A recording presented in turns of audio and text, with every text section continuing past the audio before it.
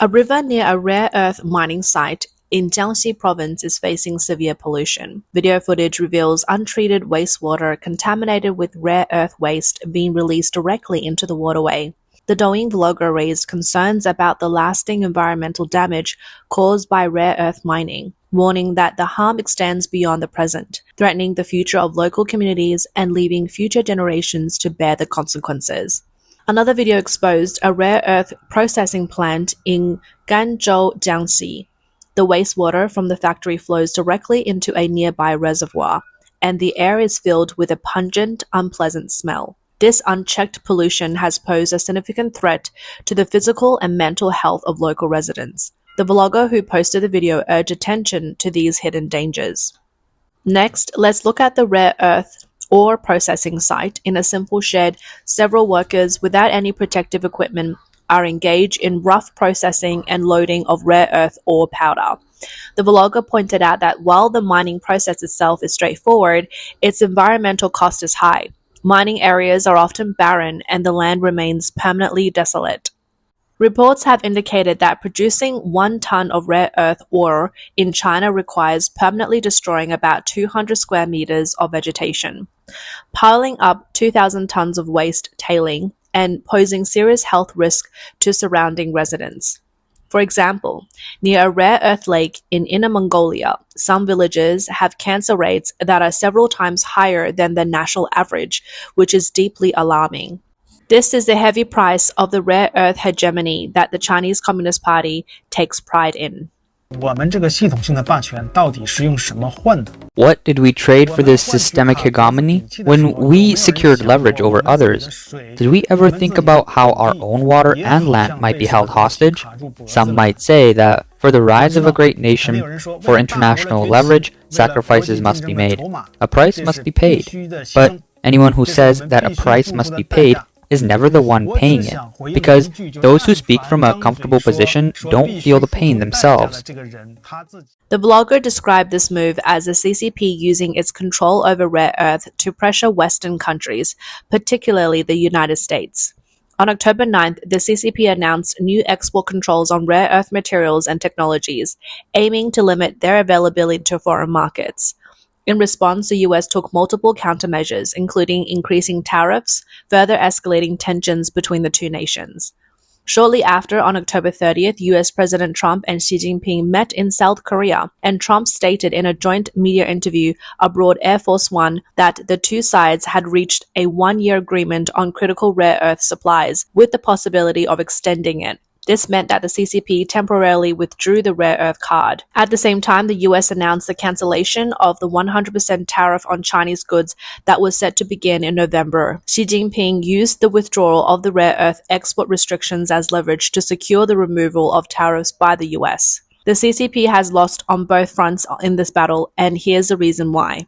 On one hand, the entire extraction process of rare earth comes at the expense of the environment and lives, making it highly costly. The CCP's official estimates show that the environmental restoration debt in a region of Ganzhou, Jiangxi reached 38 billion yuan a decade ago, and over the years the figure has only grown. CCTV reported in 2012 that in some old mining areas of Jiangxi, entire mountains had been dissolved and water wells were filled with dark, soy sauce-colored water, posing serious threats to local residents' safety. However, China's state-owned rare earth companies are generally operating at a loss. Companies like China Rare Earth and Guangshen Non-Ferrous, key players in the heavy rare earth sector, or Northern Rare Earth, a leader in light rare earths, have reported poor financial results. Profits are slim, and some quarters even show negative growth. Cash flow per share is often tight.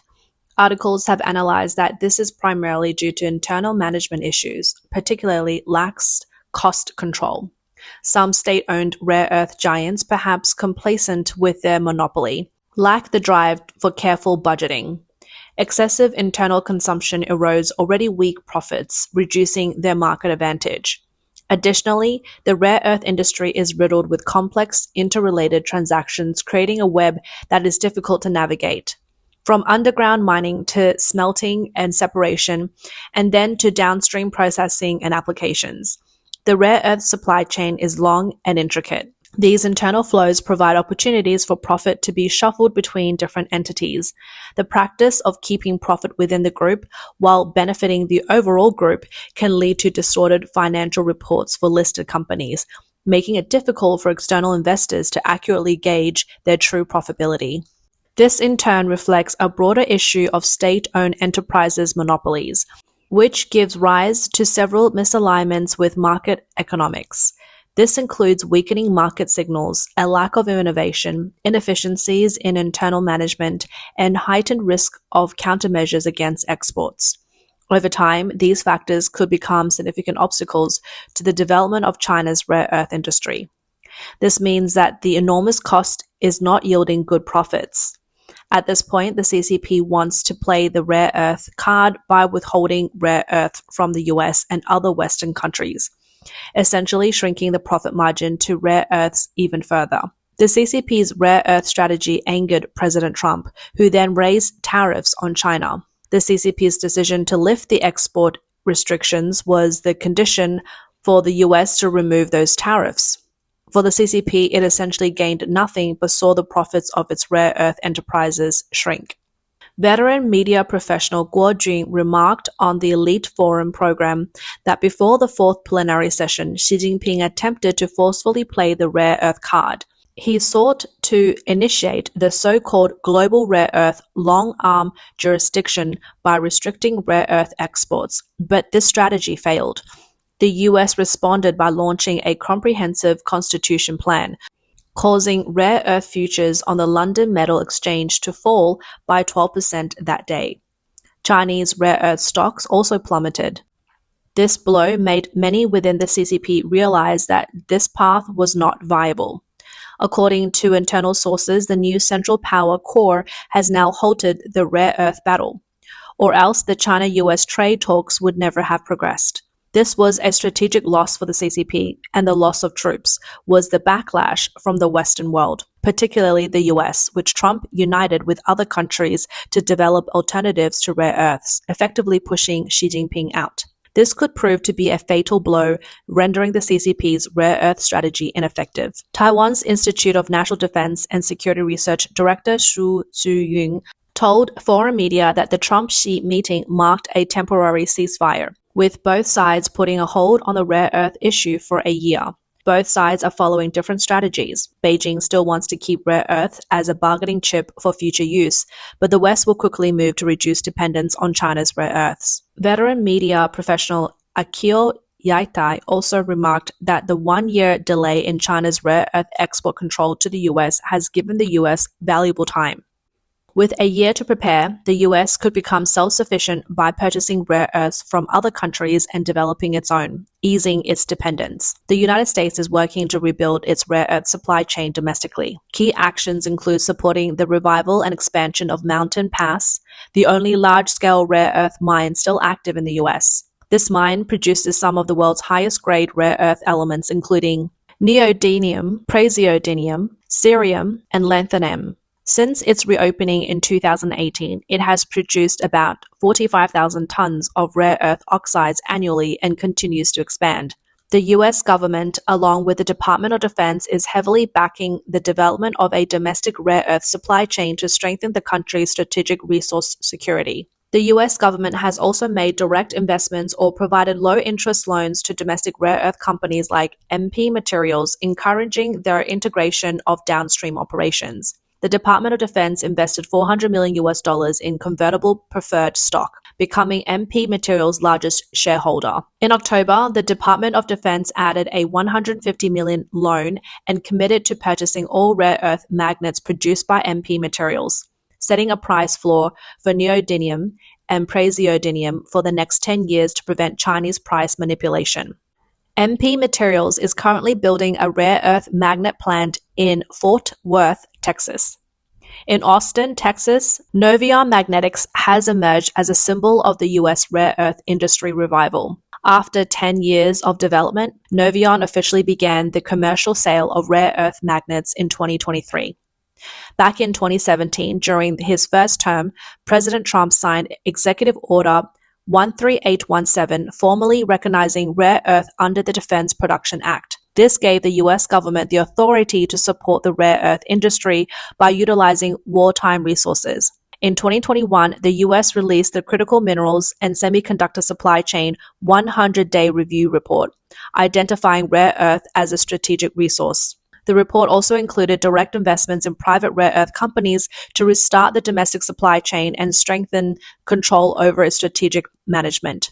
While the CCP has weaponized rare earth, creating short-term supply shortages, this has ironically accelerated global cooperation and the relocation of production capacities.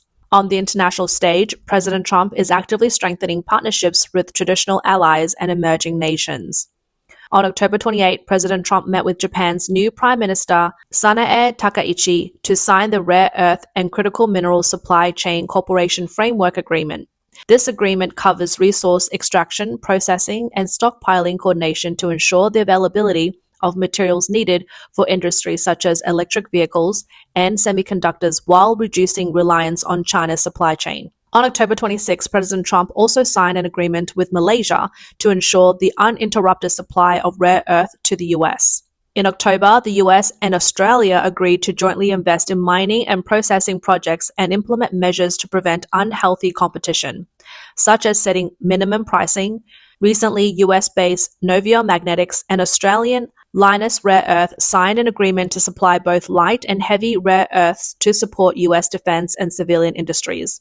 Other US companies, including USA Rare Earth, Vulcan Elements, Germany's Vacuum Schmelz GmbH, and South Korea's JS Link, are also building new magnet factories. U.S. Treasury Secretary Scott Bessent said in Washington that the U.S. is closely consulting with European allies, Australia, Canada, India, and other Asian democracies to form a comprehensive response. Japan's Finance Minister Kato Katsunobu called for unity among the G7 nations to address China's actions, while Germany's Finance Minister supported collective action. Australian Prime Minister Scott Morrison is also seeking to strengthen cooperation on critical mineral supply chains to reduce dependence on China. The US has led the creation of the Mineral Security Partnership, MSP, and the Sustainable Critical Minerals Alliance, SCMA, working with Japan, the EU, the UK, France, Germany, South Korea, and other democracies to promote sustainable and responsible supply chain management and standards development. The US is also expanding its partnership with countries like Vietnam, Greenland, Ukraine, Brazil, Russia, and India, covering the full supply chain from mining and refining to permanent magnet manufacturing. The US and its allies have finally realized, after China's first restricted rare earth exports to Japan 15 years ago, that industrial independence from China depends on refining capabilities. The US and its allies are rapidly improving their domestic rare earth refining capacity, a process that will take several years, but it is seen as a worthwhile investment to maintain the vitality of defense production. An article in North America Intellectual Property News highlighted that these international collaborations not only promote technological exchanges and strengthen supply chain resilience, but also effectively reduce reliance on Chinese rare earths. This ensures the supply of key materials for national defense and green energy industries, greatly improving the economic and strategic security of the US and its allies. The European Union is also seeking rare earth procurement agreements with countries such as Australia, Canada, Greenland, Ukraine, Kazakhstan, Uzbekistan, and Chile. China has the largest rare earth reserves in the world, followed by Brazil, India, and the US, which ranks 7th. Recently, Turkey discovered 12.5 million tons of rare earths, which could make it the third largest global reserve. On October 15th, the Turkish president announced that the city of Eskişehir in northwestern Turkey may hold 12.5 million tons of rare earth reserves. Erdogan stated that Turkey aims to become one of the world's top 5 rare earth producers. According to a report from Nikkei Asia, Turkish officials mentioned that samples collected from 310 different locations in the Belikova mining area in Eskişehir indicated a total mineral resource of 690 million tons. Turkey has not yet disclosed the exact rare earth composition of these resources, but it has mentioned detecting cerium oxide, lanthanum oxide, neodymium oxide, praseodymium oxide, as well as fluorite, barite, and thorium. CEO and chairman of Turkey's state-owned mining company, E.T. Maiden, Yalcin Aydin, stated that the ore grade at the Belikovia mine is about 1.75%. This refers to the proportion of valuable minerals in the ore. E.T. Maiden plans to begin the design phase for the factory next year, with production expected to start between 2027 and 2028. The goal is to process 570,000 tons of ore annually to produce 10,000 tons of rare earth oxides. Turkey's Minister of Energy and Natural Resources, Alparslan Bayraktar, announced that Turkey is currently in discussions with China, the United States, Europe, Canada, and Australia to find suitable technology providers in an effort to increase the added value of local rare earth production. Willis Thomas, a senior advisor at CRU Group, a London-based commodity research firm, highlighted that Turkey's estimated 12.5 million tons of rare earth reserves is a significant amount. This will increase global non-China rare earth reserves by 17%. Due to Turkey's proximity to Europe, these reserves could play a key role in supporting Europe's electric vehicle development and its overall rare earth value chain. Europe is actively working to reduce its dependence on China for critical minerals and rare earths. Goldman Sachs has estimated that developing new rare earth mines typically takes around 10 years. The building refining facilities takes about 5 years.